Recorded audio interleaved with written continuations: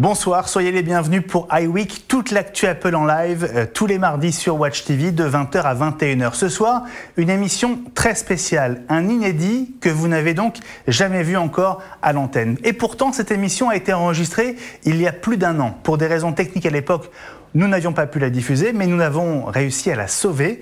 Et donc ce soir, vous allez assister à l'intégralité des échanges que nous avions eus à l'époque avec Leander Canet, l'auteur de cette première biographie de Jony Ive. Jony Ive, c'est le vice-président d'Apple, responsable du design. C'est le père de l'iMac, de l'iPhone, de l'iPad et de tous les produits qui ont marqué l'histoire d'Apple de ces 20 dernières années et qui en ont fait le succès. Leander est en duplex de San Francisco. Avec moi, deux acolytes habituels, Gilles Dounès, le rédacteur en chef de MacPlus.net, et Eli Abitbol, le patron de MCS, l'Apple Premium Reseller de Nice et de Cannes. Et c'est Gilles qui va prendre la parole. Gilles qui venait alors tout juste de commencer la lecture de la biographie de Jony Ive. Oui, je l'ai commencé et il est absolument passionnant et comment dire, c'est une biographie à la anglo-saxonne extrêmement précise et pleine de faits nouveaux. C'est vraiment un plaisir, vraiment. Comme je vous le disais, avec nous, il y a deux lecteurs un peu avisés de cette biographie de Jony Ive. Et ce deuxième lecteur, c'est Eli Abitbol, qui a donc commencé la lecture sur son iPad. Effectivement, pratiquement je n'arrête pas de lire, mais comme je travaille, je suis obligé de laisser de temps en temps. Mais c'est vraiment une aventure très intéressante et surtout, on découvre des choses sur les secrets d'Apple. Apple a toujours été une société extrêmement secrète et là, on a l'impression de rentrer par la petite porte et de découvrir un tout petit peu les secrets de fabrication de certaines machines. Alors c'est le moment de la première question à Leander. Est-ce que ça a été compliqué de faire cette biographie sur Jony Ive et est-ce que ce livre est une première? This is the first biography that I know of. He's had some newspaper and magazine profiles, and there was a book about Apple's design department that was written back in the late 80s that had a little bit of detail about his early career at Apple. But this is the first length biography, and no, it was difficult to write because unfortunately he didn't give his cooperation. So I had to, try to interview his former colleagues and teachers, and I discovered quite quickly that he has gone back and cut off access to a lot of his past. So he's sealed all his records for his school and for his university. And he's bought up all the pictures that were ever taken of him, and Apple owns the rights to those. So, and then I found that a lot of people were very protective of him, that they didn't really want to invade his privacy, they said, and talk about him. But eventually I did manage to get, some of his former colleagues, including one that worked very, very closely with him, and then a lot of engineers who've never talked before, and some of Apple's executives. So in the end, I did get some really good sources. I'm really proud. I think I got some great sources, but it was difficult to get. It was difficult to do. J'ai ensuite demandé à Leander comment il avait réussi à avoir des infos et où il les a trouvées. Yeah, I think I got great information because, as I said earlier, no one has really written about him before. So I found that a lot of the previous articles weren't accurate, and or they didn't really go into much detail. So I found out a lot about his relationship, about his father, about his education in the UK, about his early experience working in London. And all of this had a great deal of bearing on his later career at Apple. And then when it got to Apple, I concentrated on the products that he made. So the iPhone, the iPad, the iPod, and how the design department works within Apple. So I managed to get one of the designers who's worked there for more than a dozen years. He was there before Steve Jobs came back. He saw Johnny build a relationship with Steve Jobs and how they evolved these hit products. So in the end, I think I got great information, much better information than I think anyone else has got so far. It's not the whole story, of course, but I think it's a lot further than other books have done. Alors l'un des intérêts de cette biographie de Johnny Ive, c'est qu'elle va beaucoup plus loin que le film sur Steve Jobs que vous avez peut-être vu, puisque le film se termine au moment de la rencontre entre Johnny Ive et Steve Jobs. Yeah, I think Johnny Ive has stepped into Steve Jobs' shoes, and so he's fulfilling the role that Steve Jobs used to fill before he died, which is sort of being the chief creative force in the company for both hardware and software. And this is a big change because they've never done this before. They've been very, very compartmentalized. So software guys take care of the software. They never see the hardware. Some of the software executives aren't allowed into the hardware studio, which is quite unusual. So now, he has this overall view for the entire design of everything that the company does, which is previously what Jobs did. So it's a very, very important, probably the most important executive at Apple. J'ai ensuite voulu savoir ce que Leander avait appris de plus surprenant en enquêtant pour ce livre. Quelle a été pour lui la plus grande surprise finalement? The biggest surprise was how central he was to Apple's success these last 12 years. I knew that he was important, but I didn't realize how important and how critical his contribution was. I think it was, Apple is so secretive that it regards the way it works as an industrial trade secret. So they think of this as a competitive advantage, and nobody talks about this. So finding out how the design department, how Steve Jobs empowered the design department and empowered Johnny Ive to create these products and take them all the way through to manufacturing without any interference from engineering or the marketing teams or the other different parts of the company, that was the biggest surprise because it was so central. It's like they are the most important people inside Apple, the design department, Johnny Ive's design department. Alors Johnny Ive, son nom n'est pas forcément connu du grand public, son visage non plus, c'est un personnage très mystérieux qui cultive le secret, comme Apple d'ailleurs. J'ai donc demandé à Leander Kenny de nous rappeler qui était Johnny Ive, d'où il venait et à quand remonte son arrivée chez Apple. Johnny Ive was recruited to Apple in 1992, which is about 5 years before Steve Jobs returned to the company. And when Johnny Ive was recruited to Apple, it was still a very big and successful company. It was still riding the desktop publishing revolution and the first wave of the PC revolution. So a lot of companies were buying computers for their workplaces. But it quickly got into trouble, especially in 1995 when Microsoft released Windows 95. And then all of a sudden, there was a cheaper alternative to the Macintosh. But the first products that Johnny Ive worked on at Apple were the Newton Message Pad, which is the small, well, it wasn't that small, the tablet, the Apple's first tablet, which was controlled by a pen, had a pen interface. So he designed one of those early Newton Message Pads. And he also did the 20th anniversary Mac, which was a first attempt at the flat screen iMac. But this was in the early days, and Apple's executives decided to make it a limited edition computer, made it very expensive, and it was a bit of a failure. So he was ready to quit when Steve Jobs came back. He wasn't very happy at Apple. He was always battling the engineers. It was very difficult to get his designs made. And then when Jobs came back, the company was really in trouble, and it was about to go out of business. It was probably only had 6 months of life. And they made a big bet on the iMac. Johnny Ive convinced him to make a see-through egg-shaped machine that was very, very different from everything else at the time. And Jobs, they had nothing to lose. If they didn't do something risky, they were going to go out of business anyway. So they made a big bet on this machine. And luckily it turned out to be a huge hit, and it resurrected Apple, and it made Johnny Ive probably the world's most famous designer. So it got him a lot of attention. And then after that, it was a string of hit products, one after the other, until the iPod, which really changed Apple. That gave them a lot of cachet in the consumer electronics world, and they had all these successful stores. So it became much more of a consumer electronics company after that. But he's had a hand in all of those, every product, the iMac, the iBook, the Luxor lamp iMac that you just showed, the titanium PowerBooks, which were very, very successful, the MacBooks, the iPod, 16 generations of iPods.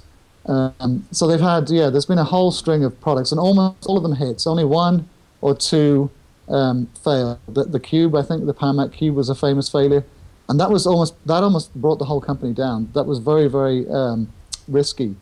That was a product that almost brought Apple to its knees. So they were working at tightrope for many years. Et c'est vrai que le Cube était une révolution en lui-même. Yeah, and a lot of the work that they did on the Cube enabled them to do later hit products, like the Luxo Lamp iMac G4 that you showed, and the later flat screen iMacs. So a lot of the work they did in the engineering, getting all the components inside of it, and figuring out the cooling for the internals, they were able to put to use later on. But that was a very risky product. They were always one product away from disaster. And after the Cube, they thought they were going to sell millions. They sold, thousands, and that was the first loss that Apple had after Jobs had returned. So the first loss in 3 years, and they were lucky. They were lucky to survive that, because if it had been a little bit worse, they might have gone bankrupt at that point too. Alors, j'ai ensuite envie de demander à Leander qu'on passe en revue les principaux produits qui ont marqué l'histoire d'Apple ces 20 dernières années, les produits les plus emblématiques, pour essayer de comprendre en quoi le génie de Johnny Ive est intervenu. Alors on a commencé par l'iPod. L'idée, il faut s'en souvenir, a été concrétisée très rapidement sur la volonté de Steve Jobs. Et j'ai donc demandé à Leander quel avait été l'apport de Johnny Ive sur le projet iPod. Yeah, well, the iPod was one of the products that was actually the exception for that era, because almost all the products came from the design lab, and this was the one that actually came from the engineering side. And it was because all of the components, fit together very clearly. It was a question of sandwiching a battery with a tiny little hard drive.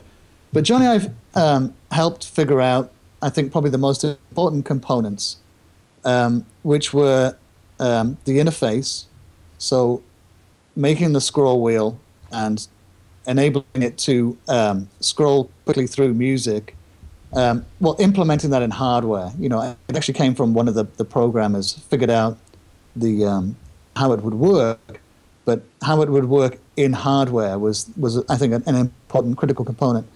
Also the white, bringing white, making it a white product, and making the earphones white. Mm-hmm. And these, I think, were hugely lucky accidents. They didn't really realize how important they were going to be until later, when you saw the white earbuds on the street, and it became a sign that that person had an iPod in their pocket. And so it became iconic. And they didn't set out to make something iconic. It was a lucky accident. And then I think the third thing that was important was making it a sealed battery, which was hugely, because no one else was doing sealed batteries. Everyone else thought that you had to make it possible for the user to change the batteries on a device like this. But Apple, in its research, had found that even though people said they wanted to change their batteries, they never did. And by making the batteries sealed, you can make a much thinner, a much more durable device. It's much better made. You don't have to make a battery door. Then you have to make an internal compartment to seal off the batteries from the rest of the guts of the device. So it made the device much smaller and much more durable. And this is a design choice that they have continued through all of their portable devices, including their computers, the iPad, the iPhone. And you see that their competitors have adopted this also, because it makes them just much better devices, much better design devices that can last a lot longer. And these are the design decisions that he made that I think were crucially important. L'iPod, c'était en 2001. Ensuite, on saute 6 ans. On se retrouve en 2007 avec l'iPhone. Et j'ai demandé à Leander si l'iPhone n'était pas finalement, de tous les produits créés par Johnny Ive, le plus révolutionnaire finalement.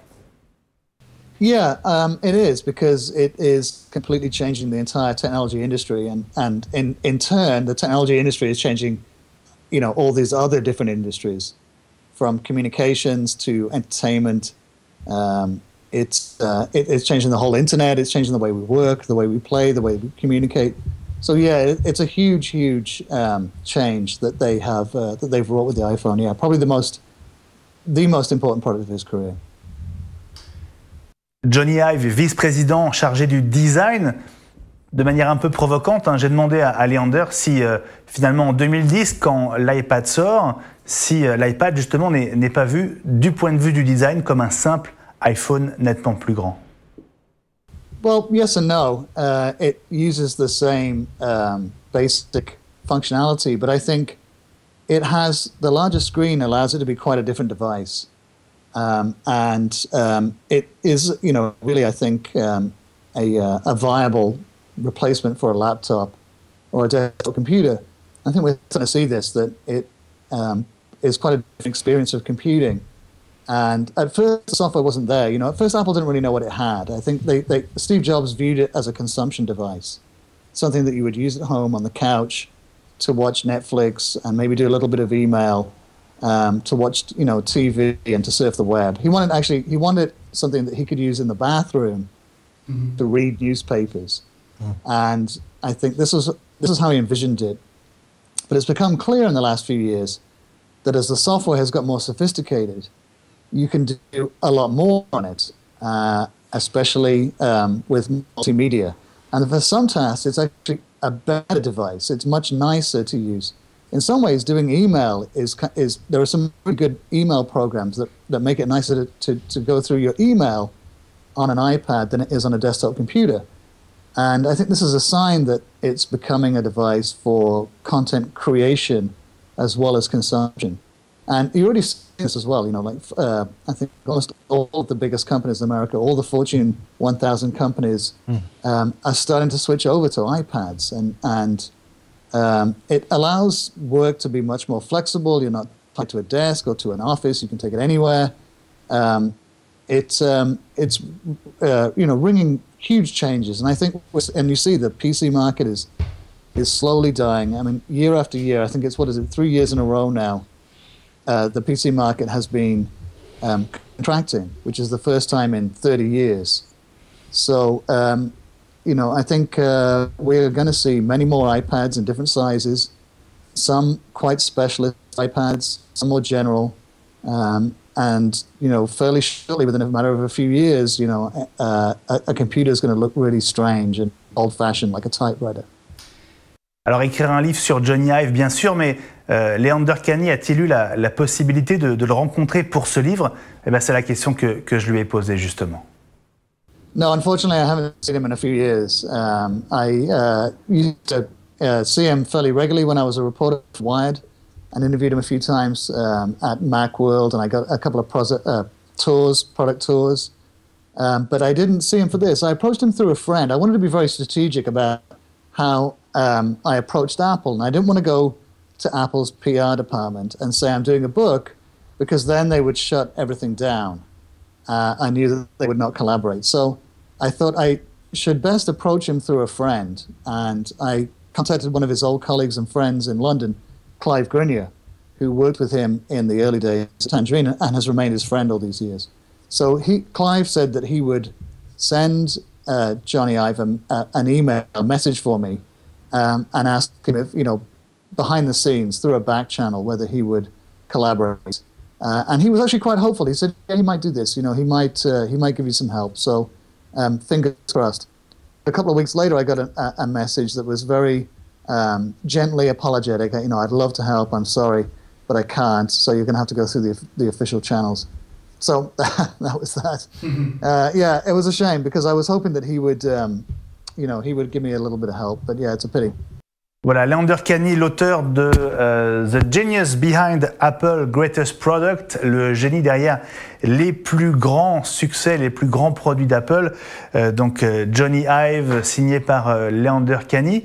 Je vous rappelle que nous étions à l'époque en duplex avec Leander et avec deux des participants habituels d'iWeek, qui étaient justement en train de lire et ils avaient tout juste commencé cette biographie de Johnny Ive. On va tout de suite retrouver Gilles Dounès, le directeur de la rédaction de MacPlus.net.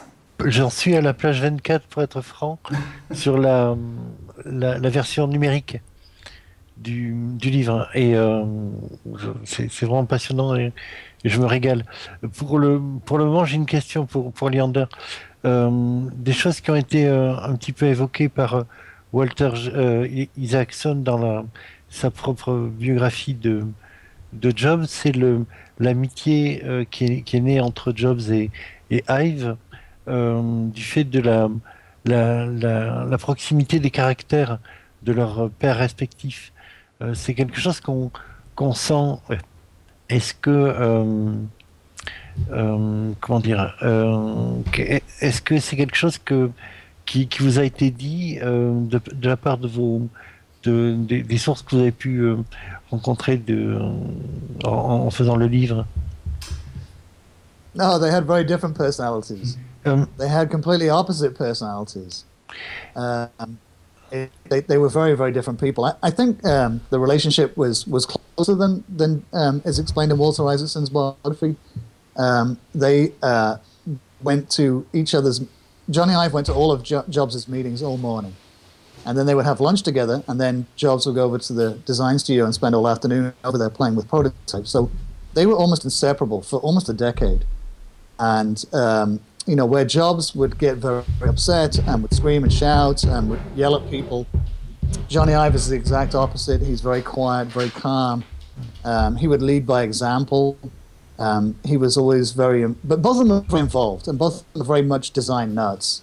And I think the relationship was very much like his relationship with his father. Like Johnny Ive's father was very passionate about design and would love to talk design. They loved nothing better than to go and play with products and to work on new products, and Jobs shared that too. So I think his relationship with Jobs is very much like his relationship with his father, which is a shared passion for design.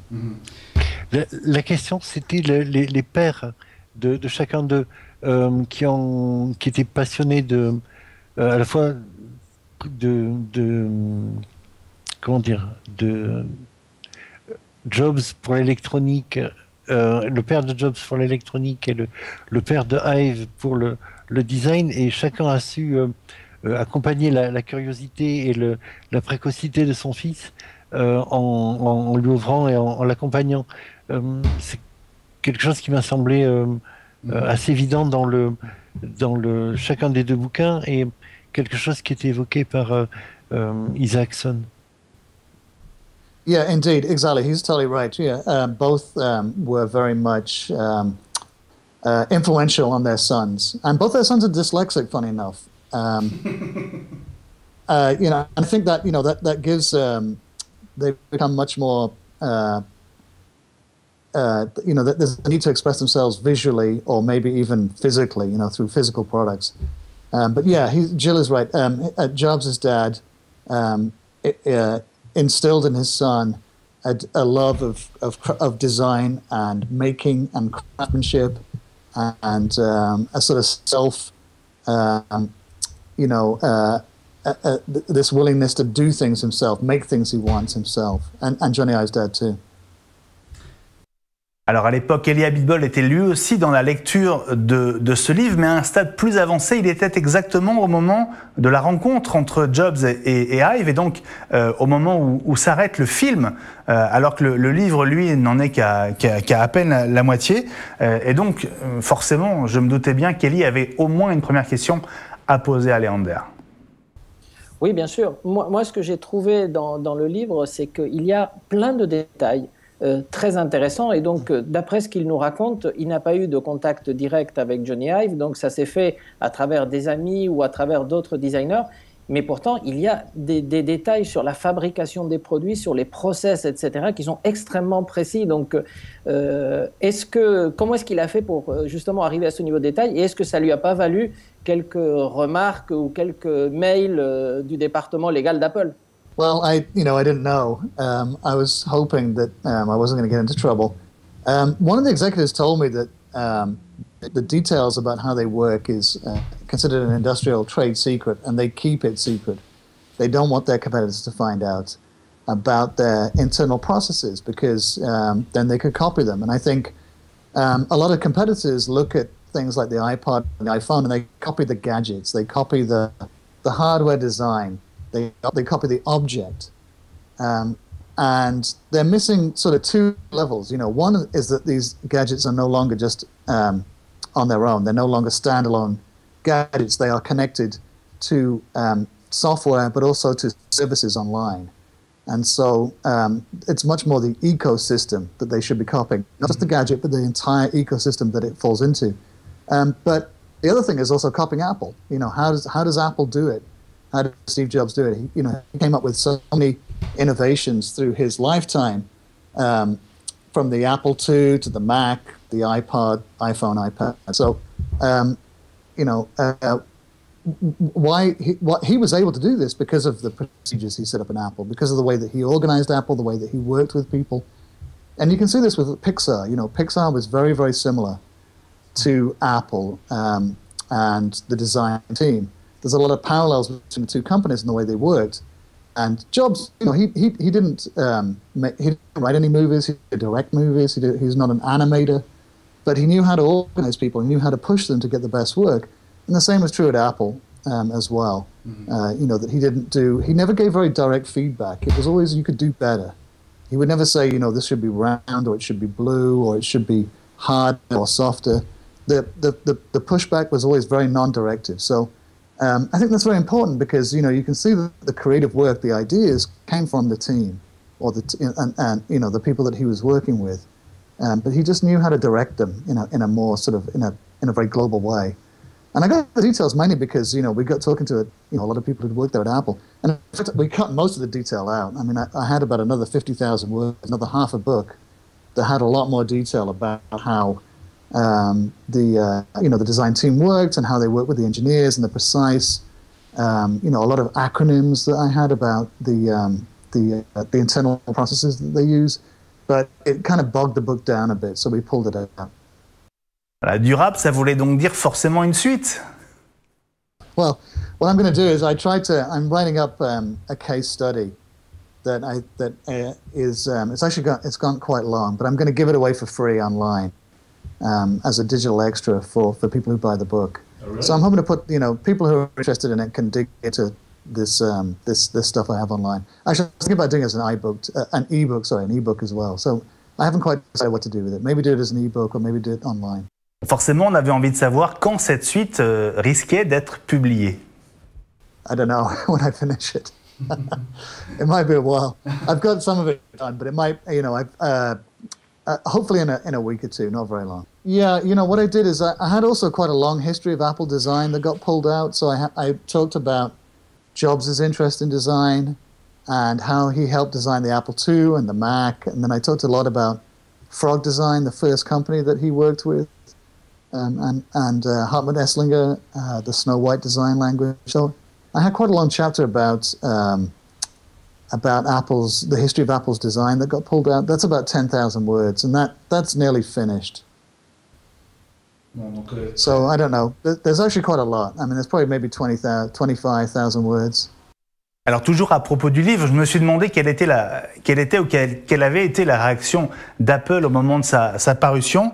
Je crois que la réaction n'a pas été terrible justement à l'époque du côté d'Apple. Well, I got a reaction before the book was released, and I got a phone call from the head of the PR department, and they wanted to know what the book was about, the tone of the book, what kind of details I had included.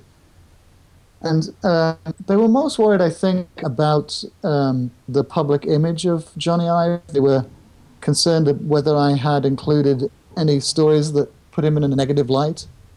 So that was interesting because, you know, it sort of revealed, I think, how they view him as an asset, a marketing asset.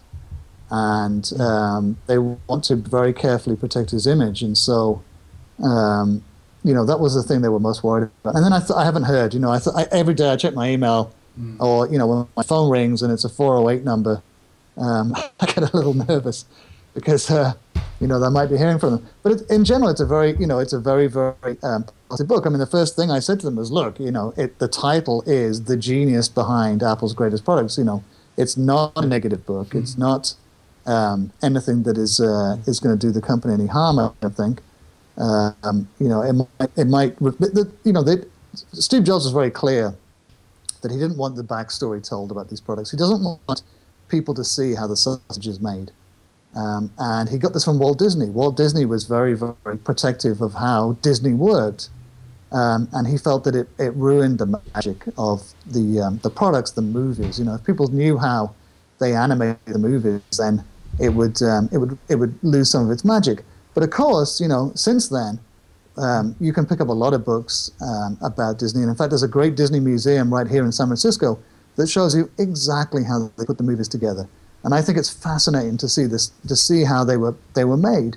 And the same is true of Apple. You know, these are some of the most important products of the late, you know, 20th and 21st century.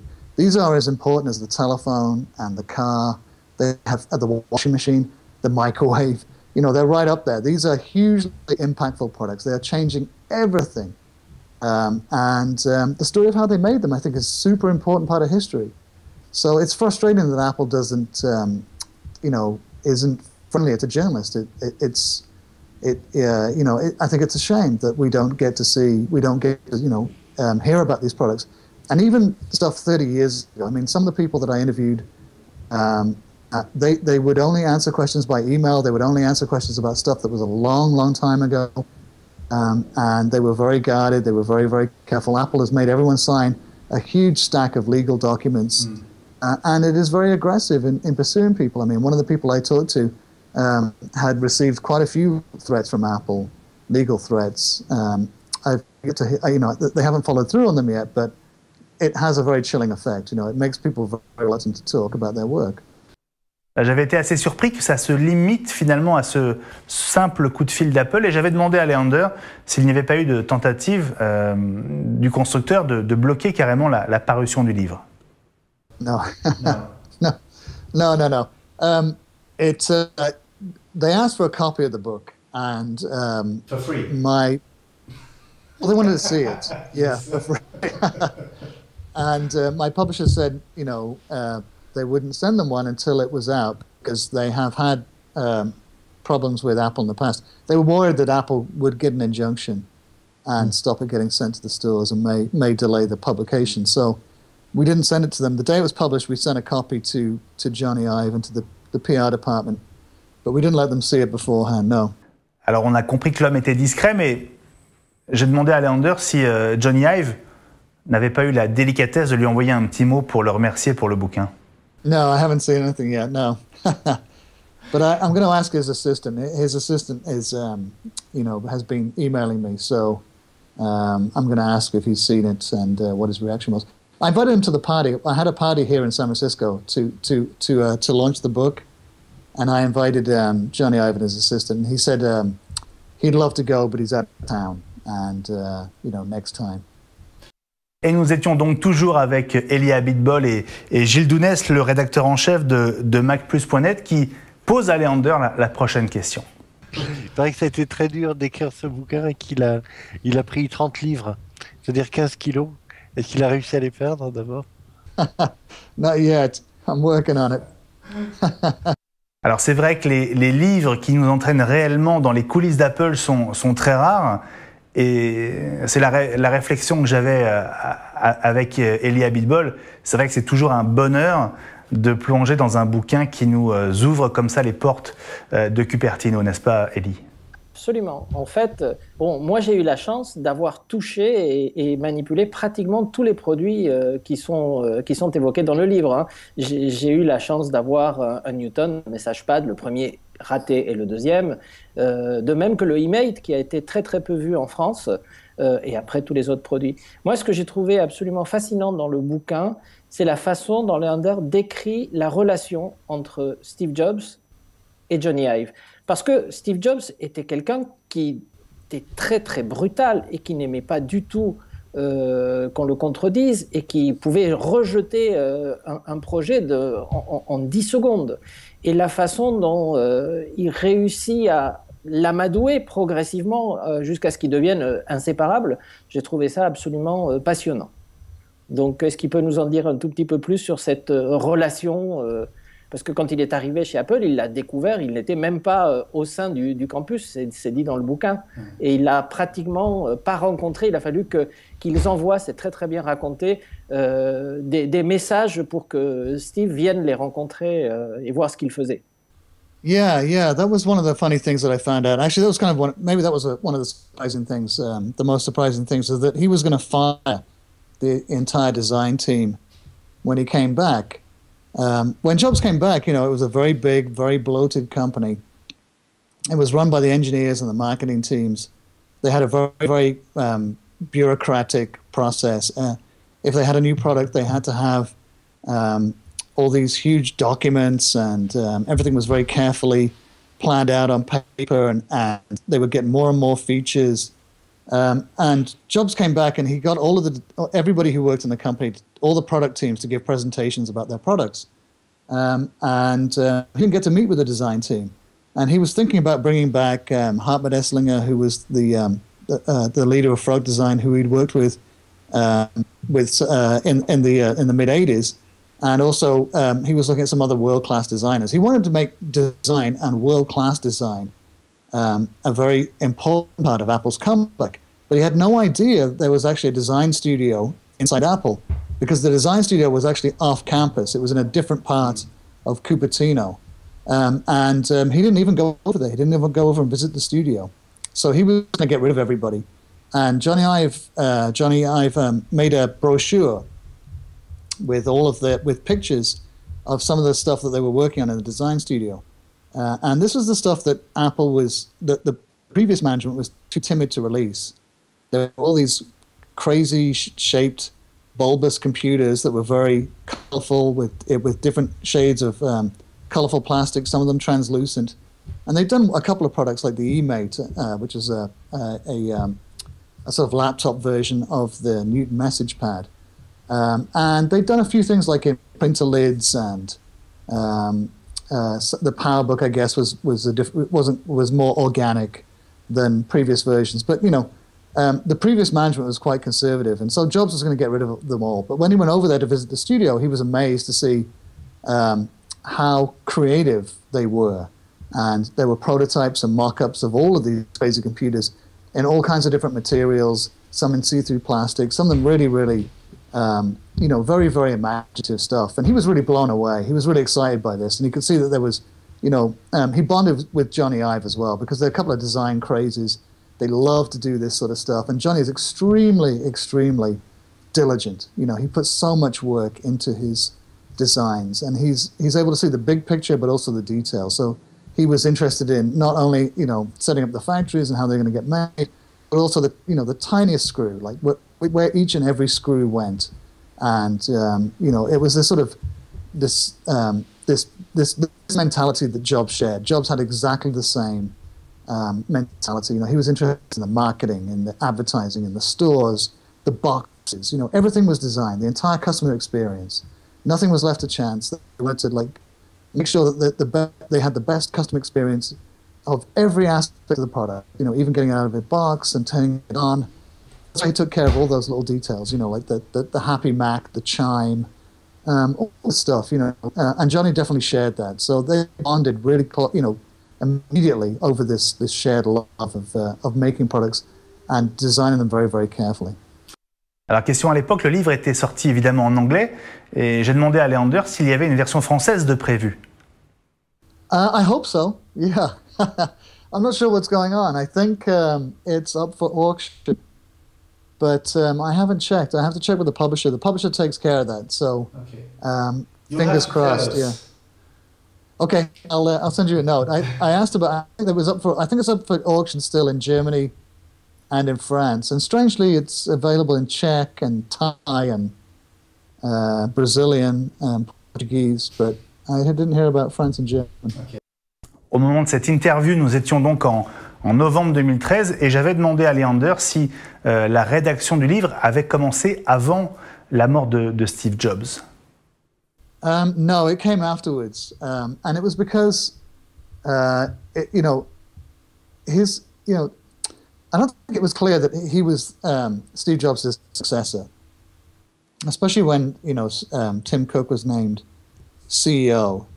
And I think the impression was that the CEO is the most important person in the company. This is the title that Jobs had held before he died. And so whoever was named CEO was, you know, I guess, you know, the most important person there. And it wasn't clear until about a year later when they fired Scott Forstall, who was the head of software. And they shuffled around some of the other executives. And they put out this very strange press release that said that they'd made some changes in the executives and their responsibilities. And, oh, by the way, you know, we fired one of the top guys, Scott Forstall, who was possibly the next CEO. And we made Johnny Ive in charge of software as well as hardware. And, you know, they buried the most important information right at the bottom. And that was where, when, you know, I got started on the book, because then it became clear that Johnny Ive was stepping into Jobs' shoes and was taking on his role as the prime creative force at Apple. And so, you know, who is this guy? I mean, you know, why is he why is he the sort of creative person now at Apple? And exactly how does it work? You know, he said a very interesting thing in Walter Isaacson's biography. He said that he has made Johnny answer to no one. No one can tell him where to butt out, I think was the phrase he used. But he left it hanging. It wasn't explained. I mean, what does he mean by that? You know, does he answer to Tim Cook or not? Is Tim Cook his boss? Or is, you know, Tim Cook his peer, his collaborator? So these are the kind of questions that I was hoping to answer, to look into. Est-ce que Leander Kahney était étonné, surpris que Johnny Ive soit toujours chez Apple 2 ans à l'époque après la mort de Steve Jobs? Eh bien justement, c'est la question que je lui avais posée. No, because he couldn't do this anywhere else. You know, it took them 10, 12 years to make Apple into a design-centric company, a design-led company. And it was a lot of work. It was really hard to do that. And they are now, you know, one of the world's biggest companies, but they are spending insane amounts of money to get their products made. They've been spending $10 billion a year since 2009 to buy machinery. How much? 10 billion? 10 billion, yeah, $10 billion a year. And they started like around 2009. They always spent a lot of money, but in 2009 it really went crazy when the iPhone took off. And they started buying up all of the entire world's supply of computer-controlled milling machines, which they used to make the cases, you know, the bodies of the iPhones and the iPads and the MacBooks using this unibody process. But they also bought up the entire world supply of laser drills. They also bought up the entire world supply of industrial robots. And you can see some of this in some of their latest videos with the new Mac Pro. They had a video showing how it's getting made now in the US. And these are highly automated plants. But they've been spending, like when Intel builds a new plant to make chips, you know, a new chip factory, they spend about $3 billion. And that's considered like a big investment. But Apple's spending $10 billion almost every year. You know, but on their stores, when they open they spend about $1 billion on stores. So they're spending 10 times more on factories and manufacturing. And there's no other, I don't think there's any designer in the history of industry that has ever had these kind of resources at their disposal. You know, this is mind-boggling, the amount of money and resources they have to make these products. So he couldn't go anywhere else. I mean, where else is he going to go? No other company, you know, can offer him anything better. He's not only the most powerful person at Apple, he has these incredible resources at his disposal. So no, it would be mad to go somewhere else. Voilà, et dans le fil de cette discussion à 4, Gilles Dounès, le rédacteur en chef de MacPlus.net, avait une autre question pour Leander Kahney. Moi, j'avais plutôt l'impression que Ive avait besoin d'être protégé dans sa démarche créative plutôt que d'être exposé dans des relations de pouvoir et des choses que peuvent vivre des dirigeants d'entreprise. Je voulais poser une question à Leander sur la façon de travailler à la base. comment dire, il est dans des choses des mains, de mettre la main à la pâte, mais sa façon de travailler sur les croquis et le départ de la démarche. Ça passe par le papier, le crayon. Yeah. Yeah, definitely. They have these big beautifully bound sketch notebooks, and they used to use loose sheets of paper. And a big part of how they work is having these brainstorming sessions. So they have 2 a week, 2 brainstorming sessions, where all of the designers have to be present, and they gather in the kitchen of the design studio around this big kitchen table, and they all sketch. I mean, this is the primary way in which they record their ideas, they at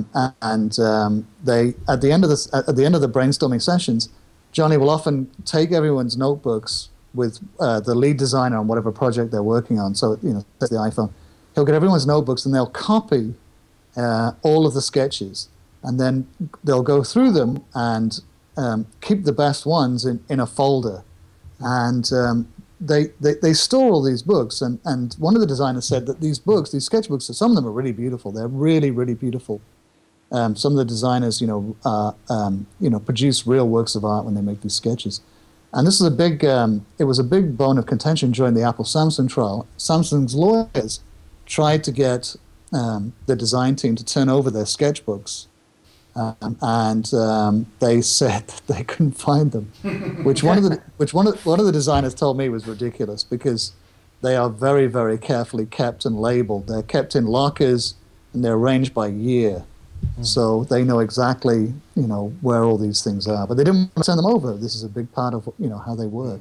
Voilà, on touchait en tout cas quasiment à la fin de l'émission. Elie avait quand même une dernière question à poser à Leander.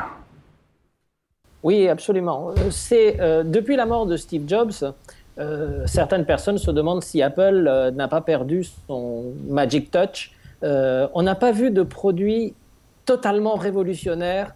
On attendait une télé, on en a parlé des tas de fois, elle n'arrive pas. On attendait une montre, elle n'arrive toujours pas. Donc on a vu des nouveaux iPads un peu plus fins, un peu plus puissants, mais on n'a pas vu de vraie nouvelle révolution. Alors est-ce que c'est parce que il manque un champion comme Steve Jobs pour que les idées de Johnny continuent, ou est-ce qu'il a moins de pouvoir, ou est-ce qu'il y a une pause avant l'arrivée de la nouvelle vague, à son avis?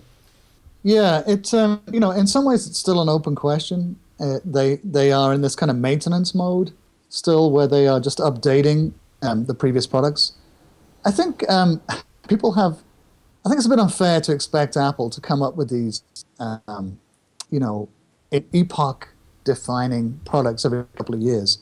Someone did an analysis of all the big products that they have had over the last 12 years, and they kind of came on average a 3 to 5 year schedule. So even when Jobs was in charge, sometimes it went 5 years without something huge happening.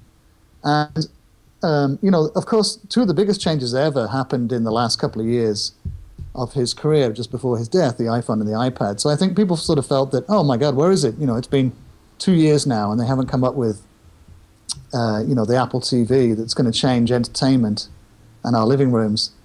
I know they have these in the lab. I know for sure that they have some Apple televisions, and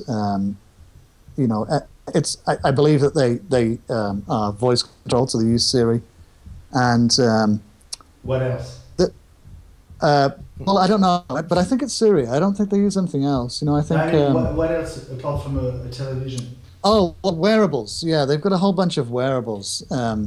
People talk about the iWatch, which I think is misleading. I don't think it's going to be a watch. I think they are looking at a range of technology-enhanced clothing, and I'm not really sure what it's going to be. Then maybe there'll be, shoes and hats and vests, and I think they're very interested. It's difficult. What they always do is, they don't look at the technology and what it can do, which is the kind of thing that Samsung does, I think. Samsung says, okay, we can put all this technology into a watch. We can put Wi-Fi and Bluetooth and a nice OLED screen, and it'll tell you when you have a new email. But I don't think that's universal. No one wears watches anymore No one's going to spend $300 on a watch that will just tell you, what you've got a voicemail on your phone. I think that they're hiring engineers with expertise in bioelectronics. So sensors, electronic sensors that can monitor your health in real time. And there's some really sophisticated ones now too. There are these sensors that can shine a light into your blood vessels and measure your blood glucose content. And, I don't know. I imagine, I think if you had a device like that, you could do a lot of real-time health monitoring. And, that I think would be a more universal product. I think that's something that Apple would be more interested in doing because it's something that I think everybody would be interested in having. But, when they're going to come out with this, I don't know. They've been hiring designers with expertise in textiles and clothing. So they have a wetsuit designer from Patagonia that they hired about 18 months ago. And they hired a guy from Nike about 6 months ago that is an expert in knitting, industrial knitting, and making shoes out of using a knitting process. So it's intriguing. I don't know what they've got up their sleeves, but I think it's going to be very interesting. Voilà, chacun avait eu sa dernière question. Pas question que moi je n'y ai pas droit. Et donc j'avais demandé à Leander s'il pensait que Johnny Ive pouvait devenir le prochain PDG d'Apple. No, because I think the CEO is almost the worst job at Apple. I think he's in a great position where he is right now. I think that Tim Cook is running the company the day-to-day. He's taking care of all of those details of running a big company day-to-day that frees up Johnny Ive to do the design work. And this is the same that he was doing for Steve Jobs. And Tim Cook was the de facto CEO for many years. He ran the company day-to-day, and it gave Jobs the freedom to work with Johnny coming up with these new products. So I think being a CEO could be the worst thing that would happen. Voilà pour cet épisode inédit d'iWeek enregistré il y a un peu plus d'un an avec Leander Kenny, l'auteur de cette première biographie de Johnny Ive, The Genius Behind Apple's Greatest Products, paru il y a donc un peu plus d'un an en anglais chez Penguin. Je vous la conseille si vous ne l'avez pas encore lu. Thank you. Thanks for the opportunity to talk about it. Je voudrais remercier mes deux acolytes de l'époque pour cette interview, Gilles Dounès et Elie Abitbol, que vous retrouverez certainement avec moi dès la semaine prochaine sur Watch TV pour un numéro un petit peu plus classique d'iWeek. Rendez-vous mardi à 20h. Salut à tous et merci de votre fidélité.